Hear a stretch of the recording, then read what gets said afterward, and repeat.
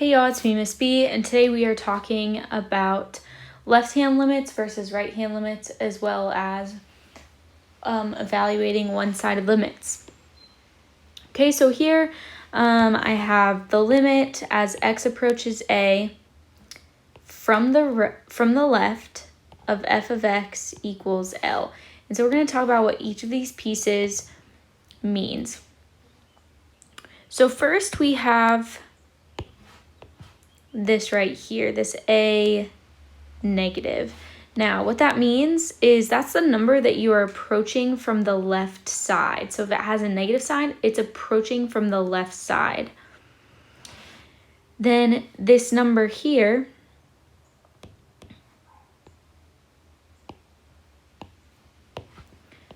this f of x, that is the number that you are investigating. So it's usually a function. All right, and then L, this value here, that is the number that your function is approaching from the left as you get, oh, I did not mean to do that, from the left as you get closer to A. So we are approaching from the left side. Let me change my color again. So we're approaching from the left and from the left. Okay, so for the right, it's pretty much the same. However, we have a little plus sign instead of a minus sign, and then these values stay the same, except we are approaching from the right instead of the left because of that minus sign. So it's still the number we're investigating and the number your function is approaching from the right as you get closer to A.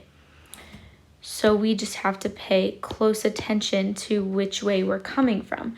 Now, when we're first getting adjusted, it can be hard to remember, are we coming from the left or are we coming from the right, based on that plus or minus. But the way that I think about it is I like to think of a little number line. And if this is, negative 10, negative 5, 0, 5, 10. So let's say 0 is our neutral point here. 0 is our neutral point. Then my negative numbers are coming in from the left. From left, negative numbers. From the right, those numbers are positive. So that's the kind of the way that I think about it, is that my numbers on the right are positive and my numbers on the left are negative. When we're talking about a number line and 0 being our neutral point. Okay, so let's go ahead and look at this example here. Here I have a graph and it says, what is the limit as x approaches negative 5 from the right of f of x? So I'm going to go to negative 5, and this is a piecewise function, so we're looking at it from the right here. So here is negative 5. If I'm coming from the left, it's coming from this way, but I am coming from the right. Now that value is approaching negative 3.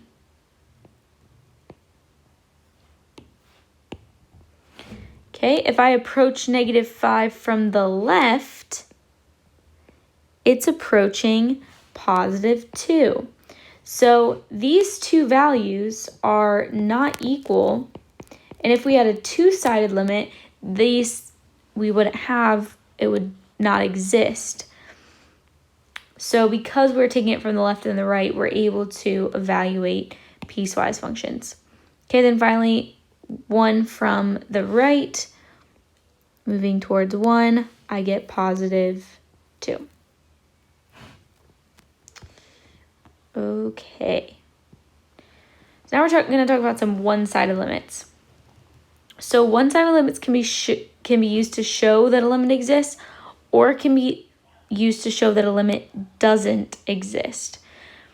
So it's kind of the same equation, just doesn't exist or does exist. So if I have two functions that from the left and the right are equal to each other, then they it does exist. If it doesn't, then they're not equal. So for this one here, one-sided limits, these two limits coming from the right and then the left, because we have different values,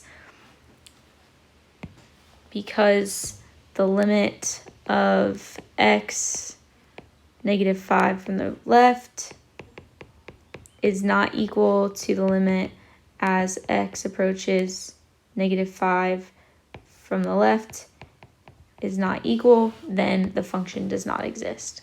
The limit does not exist. Oops.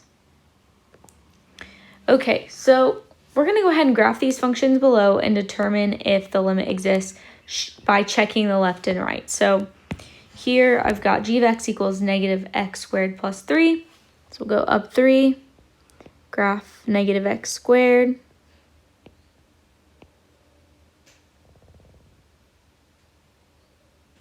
There we go. All right, and we're looking at the limit as x approaches 2. So I need to check the limit as x approaches 2 from the left of g of x. And I also need to check the limit as x approaches 2 from the right of g of x. If those two things are equal, then the limit exists. All right, from the left, approaching 2. So here's 2. So it's approaching -1. From the right, approaching 2, it's also approaching -1. So because these two things are equal, then the limit as x approaches 2 is -1. Okay. All right. Let's go ahead and try this next one here.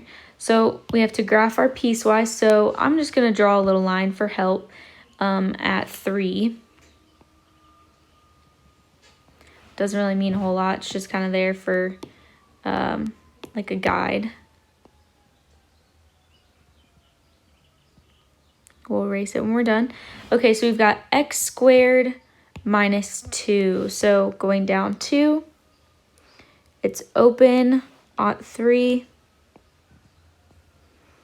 And so then it's going to be less than 3. So here is that function squared.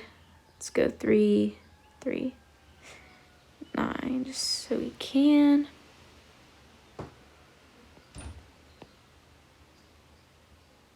So there's my function on the right. So that's this right here. And then x plus 1, where x is greater than 3. If I plug 3 in, I have 4. So 3 plus 1 equals 4. So that's f at 3. So I'm going to plug in a 4. And then it goes up 1 over 1 from there, since it's a line.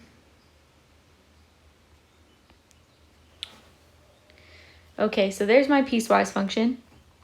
And you find the limit of f of x as x approaches 3. So from the left, we'll use green like we did last time. So the limit as x approaches 3 from the left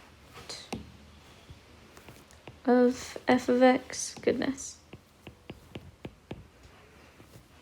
And the limit as x approaches 3 from the right of f of x. And if those two things are equal, then the limit exists. If not, then it does not. Okay, so approaching from the left, approaching 3, we go here. And so it is approaching -2. From the right, it's approaching +4. But -2 and 4 are not equal to each other, which is not a surprise. So this limit does not exist. All right, that's all for today.